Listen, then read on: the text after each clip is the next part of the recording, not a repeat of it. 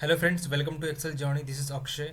सो Excel के इस VBA के सीरीज में आज के वीडियो में हम एक वीबीए का बहुत ही इंपॉर्टेंट फंक्शन जो कि वीबीए में मल्टीपल टाइम्स हम प्रोग्राम लिखते वक्त यूज़ करते हैं, जो कि है इफ स्टेटमेंट।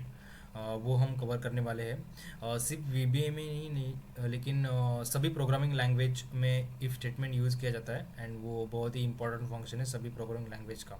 तो वीडियो को एंड तक ज़रूर देखना, वीडियो को स्किप बिल्कुल भी मत करना। एंड अगर आपको वीडियो पसंद आता है तो लाइक करना, शेयर करना। एंड अगर आप चैनल पे नए हो या फिर आपने चैनल को अभी तक सब्सक्राइब नहीं किया है तो चैनल को सब्सक्राइब करना। तो देखते हैं if statement. So if statement is a programming statement that allows you to test a condition and execute an activity if the condition is met, और another activity if the condition is not met. Okay, so basically if statement में हम कोई भी condition देते हैं, and वो condition या तो मीट हो सकती है या फिर मीट नहीं हो सकती है। तो मीट होने पर क्या एक्टिविटी होना चाहिए, एंड वो कंडीशन अगर मीट नहीं हो रही है तो क्या एक्टिविटी होना चाहिए। तो वो हम इसमें कोडिंग करते हैं, तो इसके अकॉर्डिंगली हम जो है प्रोग्रामिंग कर सकते हैं। सो इसमें या तो ट्रू वैल्यू स्टोर हो सकती है या फिर फॉल्स वैल्यू स्टोर हो सकती है। अगर वो कंडीशन जो है हम दे रहे हैं, वो अगर कंडीशन मीट हो रही है तो वो जो वैल्यू है उसकी ट्रू आ जाएगी, अदरवाइज फॉल्स। अगर कंडीशन मीट नहीं हो रही तो वैल्यू जो आती है फॉल्स आती है। तो ट्रू आने पर एक कुछ हम स्टेटमेंट दे सकते हैं कि ट्रू आने पर ये एक्टिविटी होना चाहिए। अगर वो कंडीशन मीट नहीं हो रही है तो फॉल्स आएगा, तो फॉल्स आने पर ये पर्टिकुलर एक्टिविटी होना चाहिए। तो इस उसके अकॉर्डिंगली हम कोडिंग करते हैं। सो इसके बेसिकली तीन इंपॉर्टेंट पार्ट्स है उसमें। इफ़ क्लॉज, उसके बाद देन क्लॉज, एंड उसके बाद एल्स क्लॉज। सो ये इंपॉर्टेंट पार्ट है। एंड और एक है एंड एंड क्लॉज भी है। इसमें हम कंडीशन के लास्ट में जब इफ़ लिखते हैं, सो इफ़ क्लोज करने के लिए हमें एंड इफ़ भी यूज़ करना होता है। तो वो एक और एक है एंड इफ़। तो हम यहाँ पे देख सकते हैं, यहाँ पे मैंने सिंटैक्स उसके दिए। नॉर्मल इफ़ का सिंटैक्स क्या होगा, उसके बाद इफ़ विथ एल्स अगर यूज़ करें तो उसका सिंटैक्स क्या होगा, उसके बाद इफ़ विथ एल्स इफ़ हम यूज़ करें तो सिंटैक्स क्या होगा। तो ये क्या पार्ट है, नॉर्मल इफ़ क्या है, इफ़ विथ एल्स क्या है, इफ़ विथ एल्स इफ क्या है, वो हम धीरे धीरे जैसे वीडियो आगे जाएगा हम कवर करने वाले हैं। सो ये जो इफ़ स्टेटमेंट है वो एक ही वीडियो में कवर नहीं होने वाला, तो हम इसके मल्टीपल पार्ट्स बनाने वाले हैं। सबसे पहले हम नॉर्मल इफ़ देखते हैं कैसा काम करता है। तो यहाँ पे उसका मैंने सिंटैक्स दिया है इफ़। यहाँ पे ये को पहले कीवर्ड यूज़ करना है इफ़, उसके बाद यहाँ पे कंडीशन आपको देना है। इफ़, उसके बाद कंडीशन, एंड वो कंडीशन क्या है वो देने के बाद आपको उसके बाद देन ये कीवर्ड लिखना है, देन। तो देन के बाद आपको स्टेटमेंट लिखना है। तो अगर ये कंडीशन यहाँ पे जो है ट्रू हो रही है, मतलब कंडीशन मीट हो रही है, तो यहाँ पे क्या होना चाहिए स्टेटमेंट, मतलब आपको आउटपुट क्या चाहिए, तो वो यहाँ पे स्टेटमेंट में लिखना है। और उसके बाद लास्ट में एंड इफ़ लिखना है। तो पहला आएगा इफ़, उसके बाद उसका जो है कंडीशन, उसके बाद देन कीवर्ड, एंड वो अगर कंडीशन मीट हो रही तो आउटपुट वाला स्टेटमेंट, एंड उसके बाद एंड इफ़। तो ये बेसिकली उसका स्ट्रक्चर है, ये सिंटैक्स है। इस तरह से वो इफ़ स्टेटमेंट जो है लिखा जाता है। हम ये प्रैक्टिकली देखते हैं किस तरह से काम करते हैं और किस तरह से ये उसका आउटपुट आता है। चलते हैं विजुअल एडिटर पे। ओके, यहाँ पे मैंने एक सिंपल सा टेबल या एक वैल्यू लिया है बेसिकली। तो यहाँ पे जो वैल्यू है उसके अकॉर्डिंगली यहाँ पे हमें आउटपुट चाहिए होगा। सपोज़ यहाँ पे हम एक कंडीशन देते हैं कि यहाँ पे अगर वैल्यू अगर 10 के नीचे है तो यहाँ पे लेस देन 10 यहाँ पे आउटपुट हमें निकाल के दे। तो हम लिखते हैं कोडिंग यहाँ पे डेवलपर में विजुअल बेसिक। ओके, यहाँ पे मैंने एक सब्जेक्ट यहाँ पे लिख के रखा है, सब्जेक्ट इफ स्टेटमेंट। एंड यहाँ इस पे हम कोडिंग करने वाले हैं। यहाँ पे जैसे कि मैंने बताया कि कंडीशन है, अगर ये पर्टिकुलर सेल में जो वैल्यू है 10 के नीचे है तो यहाँ पे उसको लेस देन 10 यहाँ पे लिख के आ जाए यहाँ के बाजू के सेल में। यहाँ पे देख सकते हैं वैल्यू जो है सी कॉलम में 7 नंबर रो पे है, मतलब C7 में वैल्यू है, एंड हमें आउटपुट जो चाहिए वो D7 में आउटपुट चाहिए। तो इसके अकॉर्डिंगली हम यहाँ पे कोडिंग करेंगे। जैसे कि मैंने बताया था आपको स्टार्टिंग में जब स्टेटमेंट लिखते हैं स्टेटमेंट, तभी आपको इफ़ लिखना होगा। इफ़ के बाद यहाँ पे आएगी कंडीशन। कंडीशन हमारी क्या है कि C7 में जो वैल्यू है वो अगर 10 के नीचे है तो, मतलब वो वैल्यू हमें चेक करें कि 10 के नीचे है कि नहीं।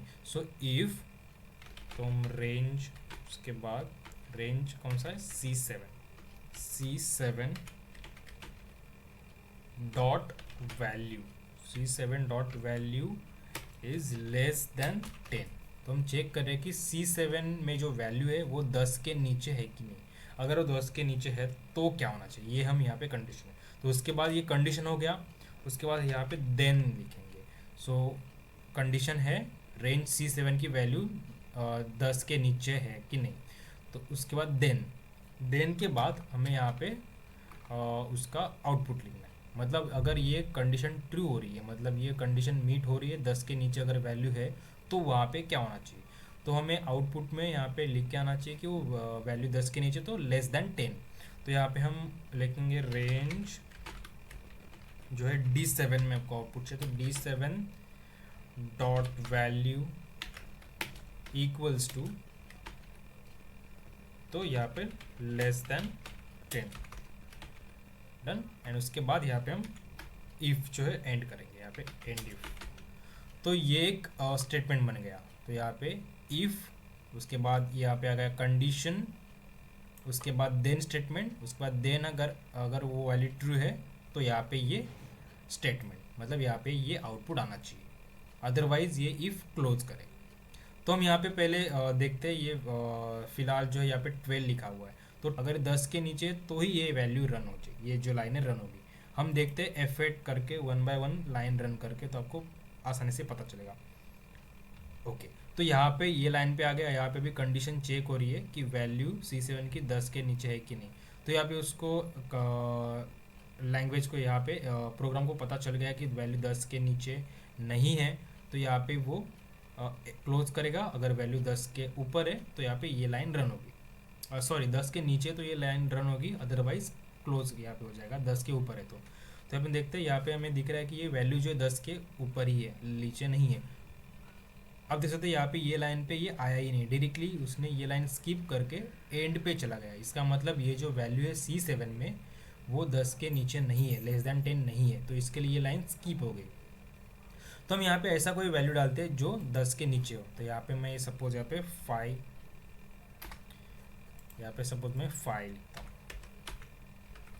अभी हम रन करके देखते हैं F8 से।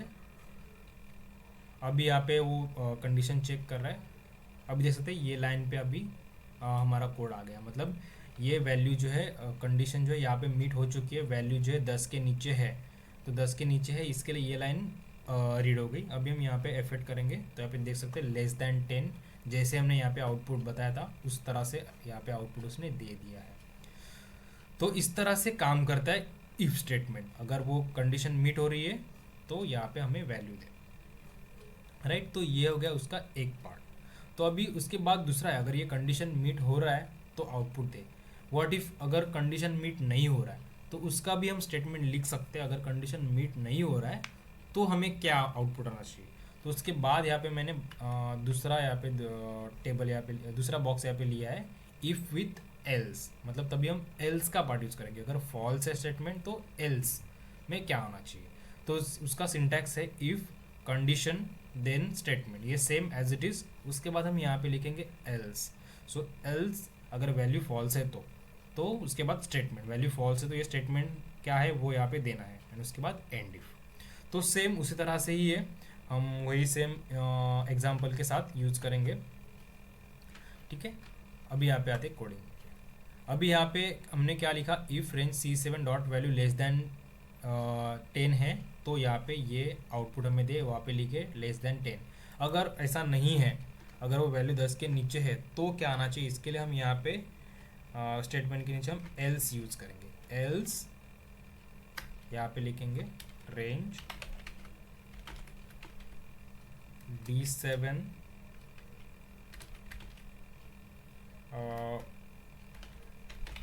Dot value. ये डॉट वैल्यू हम स्किप भी कर सकते हैं, डायरेक्टली भी हम लिख सकते हैं, कोई प्रॉब्लम नहीं है।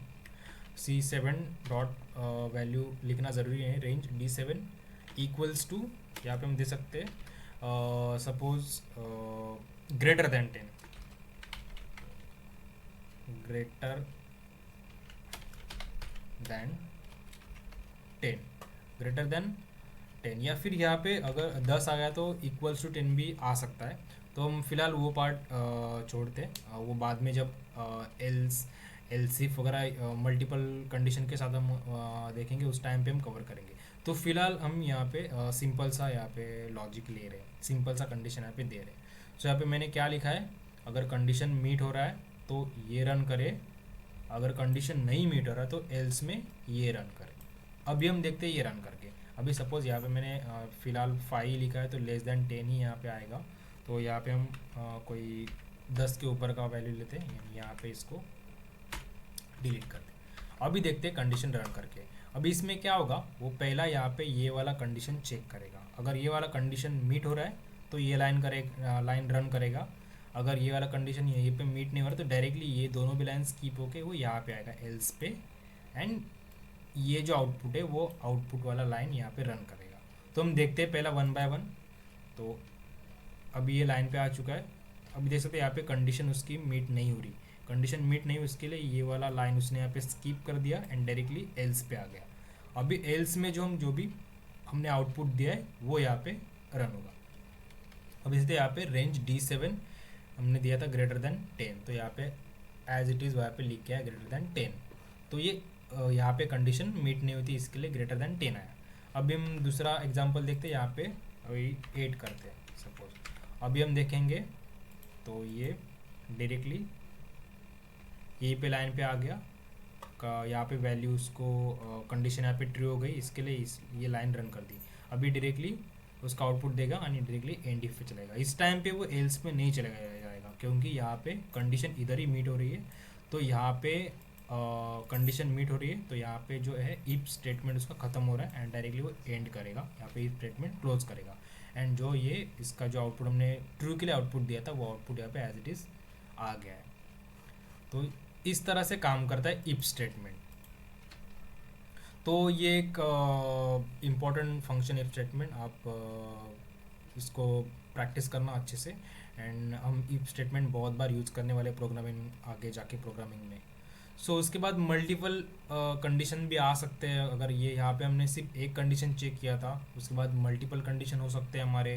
तो यहाँ पे उसके लिए if with else if use करते, तो वो हम आगे वाले पार्ट में कवर करेंगे, नेक्स्ट वीडियो में कवर करेंगे। उसके बाद और भी कुछ हम इफ्स के एग्जांपल्स देखेंगे, जैसे जैसे ये जो सीरीज़ आगे बढ़ती जाएगी इफ स्टेटमेंट के और भी एग्जांपल्स हम देखने वाले हैं। सो फिलहाल that's all for this video. Thank you so much.